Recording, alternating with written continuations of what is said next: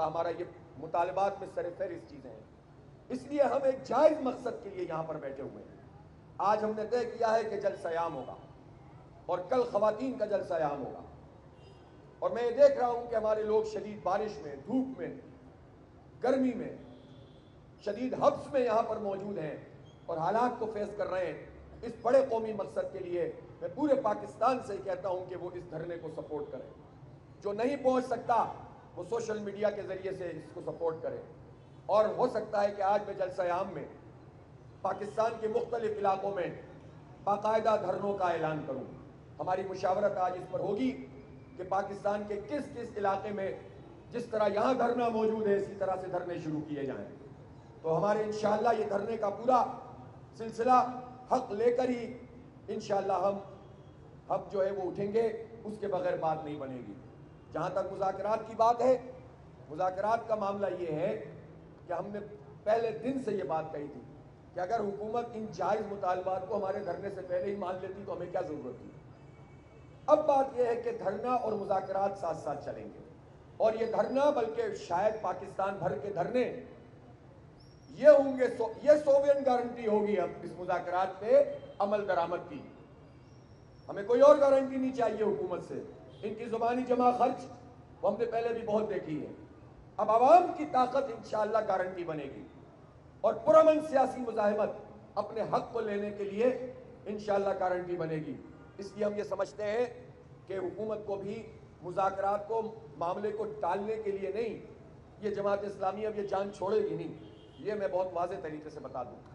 یہ جو جان نہیں چھوڑے گی. یہ مسئلہ حل کرنا پڑے گا. یہ غریبوں کا، مڈل کلاس کا، یہ تاجروں کا، صنعت کاروں کا، یہ 25 کروڑ لوگوں کا مسئلہ ہے.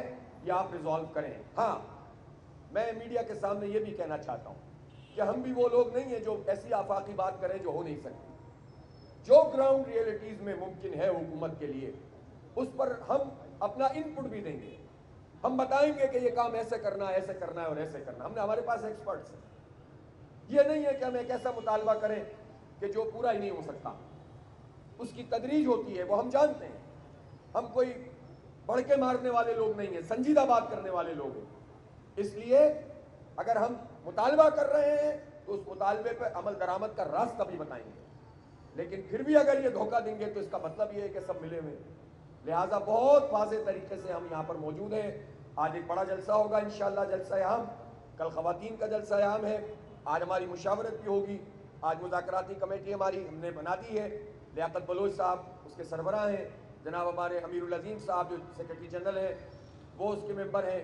نصر اللہ رندھاوا صاحب جو ہمارے اسلام آباد کے امیر ہیں اور بڑے ظاہر ہے کہ کمیونیکیشن اور اس کے بڑے ایکسپرٹ ہیں، وہ اس کے ممبر ہیں. اور فراست شاہ صاحب جو ملک کی معیشت، آئل اینڈ گیس، انرجی، اس کے ایکسپرٹ ہیں اور ہماری ٹیم کا حصہ ہیں، وہ اس کمیٹی کے ممبر ہیں.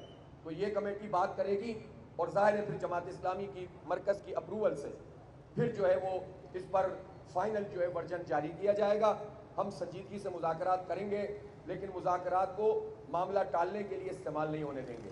اور میری حکومت سے ایک مطالبہ یہ بھی ہے کہ اس وقت بھی مختلف جگہوں پر کچھ ورکرز ہمارے ڈیٹین کیے ہوئے ہیں. تو اچھی بات یہ ہے کہ آج جو مذاکرات کا پہلا دور ہے اس سے پہلے ہی ان کو ریلیز کر دیا جائے. بہت سارے کل ہوئے ہیں، اس سے پہلے پرسوں ہوئے ہیں، لیکن اب جو رہ گئے ہیں ان کو بھی آپ ریلیز کریں. آپ اپنا جیسچر ٹھیک دیں گے تو معاملات ٹھیک طریقے سے چلیں گے. اور آپ کا جیسچر خراب ہوگا تو پہلے ہی مرحلے پہ باتیں رکاوٹ بننا شروع ہو جائیں گی. یہ اچھی بات نہیں ہے. سب کو رہا کریں اور اس دھرنے کو، ہمارے پاس سارے آپشن موجود ہیں کہ یہ دھرنا یہاں تک رکھنا ہے یا دوبارہ سے ہم اسلام آباد کی طرف مارچ کریں. یہ انحصار اب حکومت کے اوپر ہے. وہ کس طرح کا دھرنا چاہتے ہیں. وہ یہ مری روڈ والا ہی دھرنا چاہتے ہیں یا یہ دھرنا اسلام آباد میں ڈی چوک پہ جائے یا پارلیمنٹ ہاؤس پہ جا کر بیٹھے. سارا انحصار حکومت کی سنجیدگی پر ہے. اب بال ان کے کورٹ میں ہے.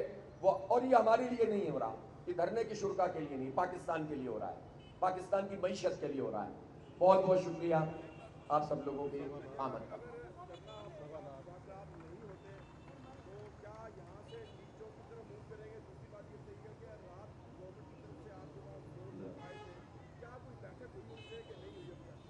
لیاقت بلوچ صاحب یہاں موجود ہیں. آج ان کی پہلی میٹنگ ہونی ہے. ہم نے میٹنگ سے جو ظاہر تیاری ہے وہ ہماری اپنی موجود ہے. ابھی بھی ہم مشاورت کریں گے اور اس کے بعد بات شروع ہوگی. اور میں نے عرض کر دیا ہے کہ اب سارا انحصار حکومت پر ہے کہ وہ سنجیدگی سے بات کرتے ہیں اور مسئلوں کو ریزالو کرتے ہیں, مطالبات کو مانتے ہیں, تو پھر بات آگے بڑھے گی. نہیں مانیں گے تو ہم تو بیٹھے ہی ہوئے ہیں, ہم جا تھوڑی رہے. جی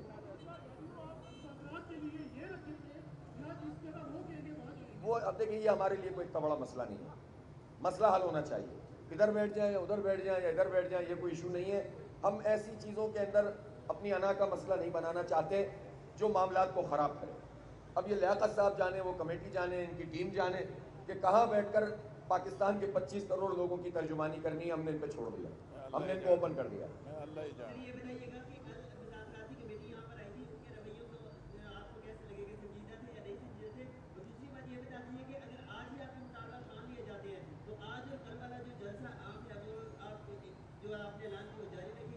نہیں, جلسہ تو ہر صورت میں ہوگا.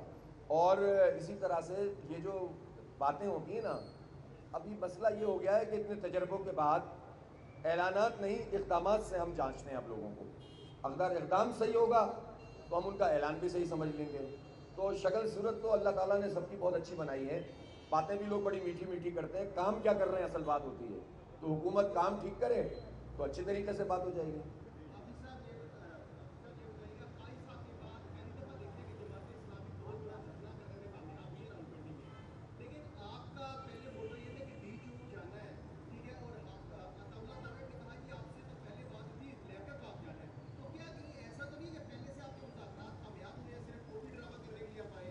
نہیں, اگر مذاکرات کامیاب ہو گئے اور عوام کو ریلیف مل گیا تو آپ کو پریشانی ہے. بھائی ایسی باتیں کیوں کرتے ہیں؟ مسئلہ یہ ہے کہ اگر بجلی کی قیمت جو ہے اگر یہ کم کر دیں تو ہم گولی چلانے تھوڑی آئے ہیں. بات یہ ہے کہ ہمیں تو ڈی چوک جانا تھا, ہم ڈی چوک جا سکتے تھے, بلکہ ہمارے بہت سارے لوگ جن سے ہماری کمیونیکیشن نہیں ہو سکی, جو پہلے سے آئے ہوئے تھے, وہ تو ڈی چوک 2 مرتبہ پہنچ گئے. یہ کام تو ہم کر چکے ہیں. ہمارے ورکر ہمارے کہے بغیر ہی پہنچ گئے تھے, اس لیے کہ انہیں پتہ نہیں چلا کہ ہم نے پلان بی بنا لیا ہے. لیکن اس کے باوجود ہم نے اپنے دھرنے کو کئی دھرنوں میں تقسیم کر دیا تھا اپنے پلان بی کے تحت, اور وہ بہت آپ نے دیکھ لیا تھا 0 پوائنٹ پہ. اسی طرح سے 26 پر, اسی طرح سے جو ہے وہ یہاں خود مری روڈ پر, اور پھر ڈی چوک پہ بھی لوگ پہنچ گئے تھے. اس سب کے باوجود ہمیں یہ اندازہ ہوا کہ اگر یہ پورا موب وہاں جائے گا اور اگر یہ رکاوٹ ڈالیں گے تو یہ پولیس اور ہمارے ورکرز کے درمیان بہت بڑا ٹکراؤ ہو جائے گا. پاکستان افورڈ نہیں کر سکتا. حکومت تو ذمہ داری کا مظاہرہ نہیں کر رہی تھی, جماعت اسلامی نے ذمہ داری کا مظاہرہ کیا, اور ہم نے تصادم سے بچایا پاکستان کے عوام کو, اپنے پولیٹیکل ورکرز کو. یہ ایک ایک ورکر بہت قیمتی ہے, یہ جان دینے کے لیے تیار ہیں. یہ ہر جگہ پہنچ رہی ہے, روز مجھ سے مطالبہ کرتے ہیں ڈی چوک جانا ہے. لیکن یہ ہماری قیادت کی بالغ نظری ہے کہ جس نے اپنی ریزسٹنس کو ختم کیے بغیر, اپنی مزاحمت کو ختم کیے بغیر حکومت کی اس سازش کو ناکام کیا. وہ ہنگامہ کرواتے, پولیس کو استعمال کرتے, پولیس اور عوام آمنے سامنے ہوتے, لوگ کوئی گولی چلتی, شہید ہوتے, زخمی ہوتے, مار داڑ ہوتی, اور ہم کہتے ہیں کہ ہمارا دھرنا کامیاب ہو گیا. اور پولیٹیکل پارٹیز یہ کرتی ہیں کہ اس طرح کے حالات پیدا کر کے فیس سیونگ حاصل کرنا چاہتی ہیں. ورکر کو مروا دیتے ہیں اور فیس سیونگ لے کے گھر بیٹھ جاتے ہیں, مسئلہ حل نہیں ہوتا. ہم نے پھر اپنی پلان بی کے تحت یہ طے کیا کہ یہ سارے دھرنے اب ایک جگہ پر آ کر مری روڈ پہ آ جائیں گے, اور یہیں بیٹھ کر ہم اپنی پوری اسٹریٹجی. اور آج بھی میں آپ کو واضح کرنا چاہتا ہوں کہ ڈی چوک سے ہم دستبردار نہیں ہوئے ہیں, بلکہ اب سارا حکومت پر انحصار ہے. اگر ٹھیک چلیں گے تو ٹھیک چلیں گے, ورنہ ڈی چوک سے بھی آگے پارلیمنٹ ہاؤس کا گیٹ بھی موجود ہے.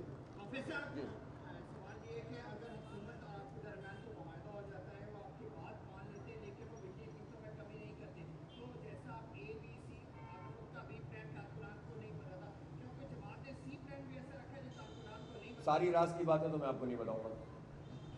یہ تو نہیں ہو سکتا نا, میں نے تو بیوی نہیں بتایا تھا آپ کو. تو اس لیے بہرحال ہم بالکل اس میں ہماری بالکل یکسوئی ہے کہ نہ صرف معاہدہ کریں گے بلکہ عمل درآمد کا روڈ میپ بھی اور عملی اقدامات بھی. جب شروع ہوں گے تو دھرنا ختم ہوگا.